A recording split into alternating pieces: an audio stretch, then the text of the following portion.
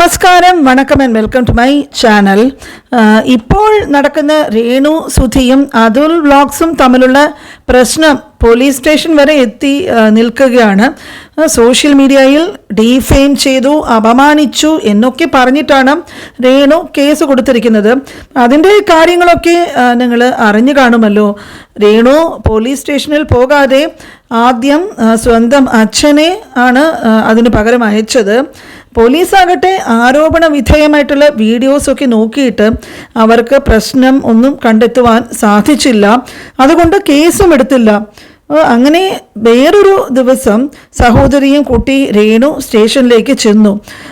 ആദ്യം അച്ഛനെ സ്റ്റേഷനിലേക്ക് വിട്ട ദിവസം വന്നിട്ട് രേണുവിന് ഷൂട്ടിങ്ങിനെ സംബന്ധിച്ചിട്ട് എന്തോ ബിസിയൊക്കെ ഉണ്ടെന്ന് പറഞ്ഞിട്ടാണ് പുള്ളിക്കാരി വരാതിരുന്നത് എന്നൊക്കെ പറയുന്നുണ്ടെങ്കിലും അയൽക്കാരൊക്കെ രേണു വീട്ടിൽ തന്നെ ഉണ്ടായിരുന്നു എന്നും പറയുന്നുണ്ട്. അപ്പോൾ അതെങ്ങനെയോ ആകട്ടെ, കേസ് എടുക്കുവാൻ പറ്റില്ല എന്ന് പറഞ്ഞ് പോലീസ് ഇവരെ തിരിച്ചയച്ചു.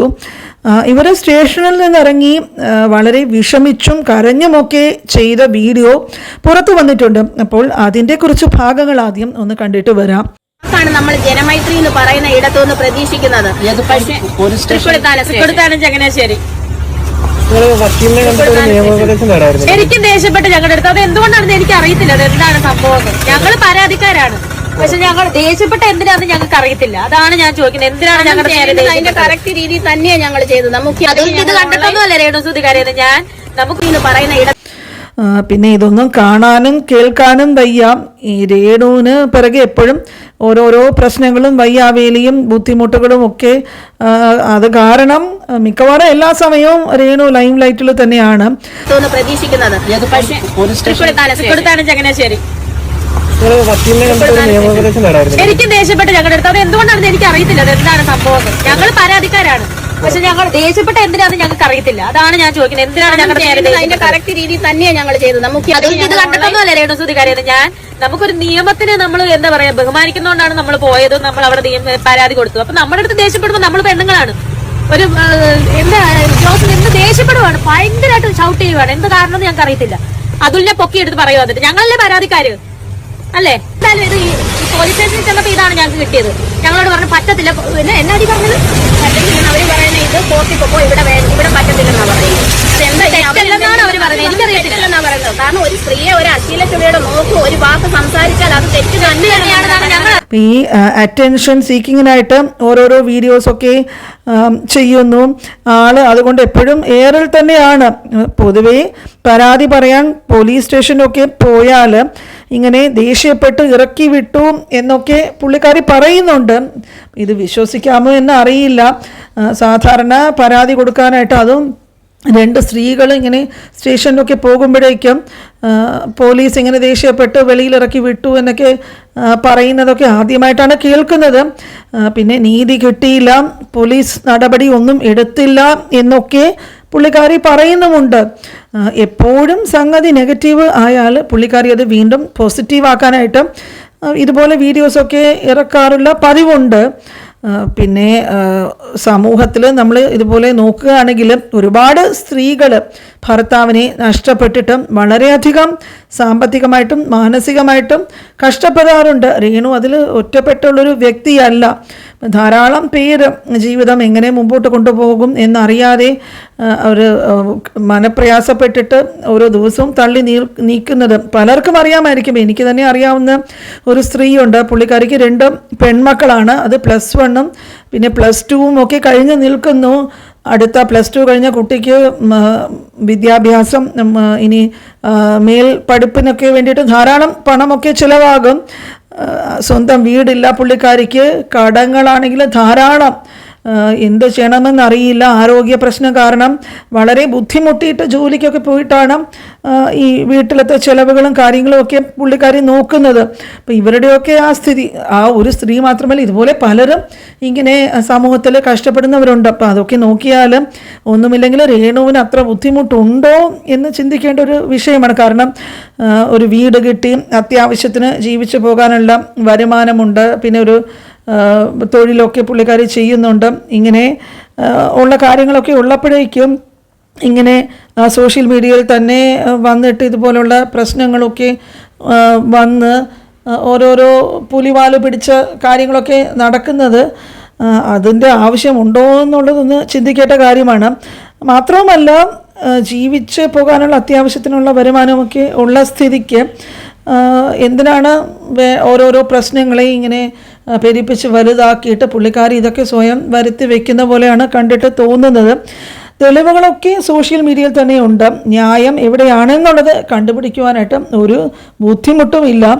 ഇനി രേണു വന്നിട്ട് ബിഗ് ബോസിലോട്ട് പോകുന്നു എന്നൊക്കെ കേൾക്കുന്നുണ്ട്. ഇനി പരാതിക്കാരിയുടെ ഭാഗത്ത് ശരിയില്ല എന്ന് മനസ്സിലാക്കി ആയിരിക്കാം പോലീസ് ഒരുപക്ഷെ കേസ് എടുക്കാതെ വിട്ടത്.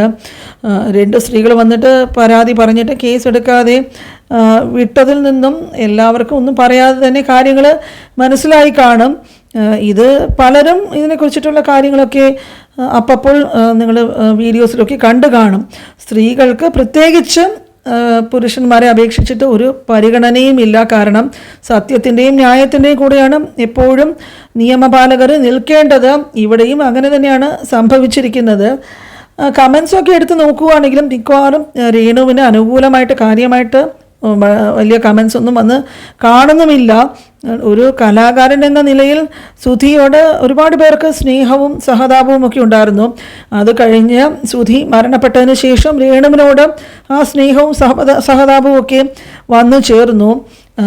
എന്തുകൊണ്ടോ ആദ്യം രേണുവിനുണ്ടായിരുന്ന ആ സപ്പോർട്ടും ഇങ്ങനത്തെ ഓരോരോ കാര്യങ്ങളുമൊക്കെ ആളുകളൊക്കെ സഹായിക്കാനും ഒക്കെ നല്ല മനസ്സുള്ളവരുടെ സപ്പോർട്ടുള്ളതൊക്കെ ഓരോരോ പ്രശ്നങ്ങൾ ഉണ്ടാക്കി അത് രേണുവായിട്ട് കളയാൻ ശ്രമിക്കുന്നു എന്നും തോന്നുന്നു. ധാരാളം പേര് സപ്പോർട്ട് ചെയ്യുന്നവർ പറയുന്നുണ്ട് ഈ പുള്ളിക്കാരിയുടെ ഭാഗത്ത് ന്യായമുണ്ട്, എല്ലാവരും എന്തിനാണ് ഈ പുള്ളിക്കാരിയെ വേട്ടയാടുന്നത്, അവർ ജീവിച്ചു പോട്ടെ എന്നൊക്കെ പറയുന്നു. പക്ഷേ ഈ ഓരോരോ വിഷയങ്ങളും ഇങ്ങനെ വീഡിയോസിൽ കൂടെയൊക്കെ പങ്കുവെക്കുമ്പോഴേക്ക് പുറം ലോകത്ത് ഉള്ള എല്ലാവരും ഇതൊക്കെ അറിയുകയും അവരുടെ റൈറ്റ്സാണ്, അവർ ഇതിനെക്കുറിച്ചിട്ട് അഭിപ്രായം പറയാനും സംസാരിക്കുവാനും ഒക്കെ ഉള്ള റൈറ്റ്സ് ഈ കാണുന്നവർക്കുമുണ്ട്.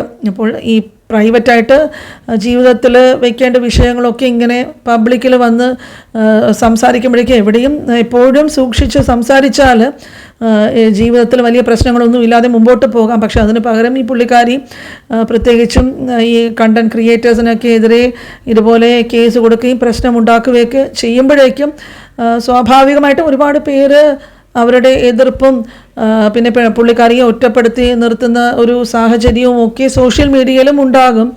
പിന്നെ പ്രശ്നങ്ങൾ വളരെ വലുതായി ഈ ചാനലിൽ കൂടെയൊക്കെ ഒരുപാട് പേര് ഇപ്പം അടുത്തിടെ കാണുന്നുണ്ട്. ഷാജി ആയാലും ശരി, രേണുവും പിന്നെ ജസ്ന സലിമും ഇവരുടെയൊക്കെ സംസാര രീതികളും അതുമൊക്കെ യൂട്യൂബിൻ്റെ കമ്മ്യൂണിറ്റി ഗൈഡ് ലൈൻസിൻ്റെയും പോളിസീസിനുമൊക്കെ ഒരുപാട് എതിരായിട്ടൊക്കെ അവർ ചെയ്യുന്നുണ്ട്.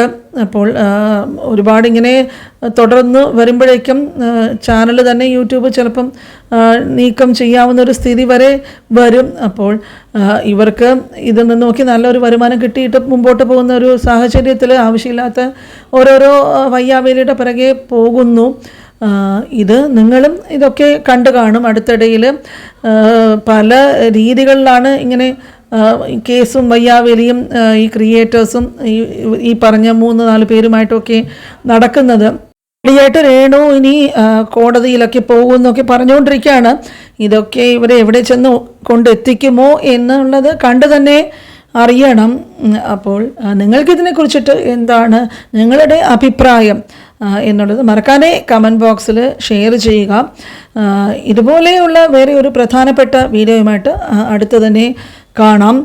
ഇതുവരെയും ചാനൽ സബ്സ്ക്രൈബ് ചെയ്തിട്ടില്ലാത്ത കൂട്ടുകാരുണ്ടെങ്കിൽ മറക്കാതെ ചാനൽ സബ്സ്ക്രൈബ് ചെയ്യുക. ഇതുവരെ വീഡിയോ കണ്ടതിന് എല്ലാവർക്കും താങ്ക്സ് ഫോർ വാച്ചിങ്.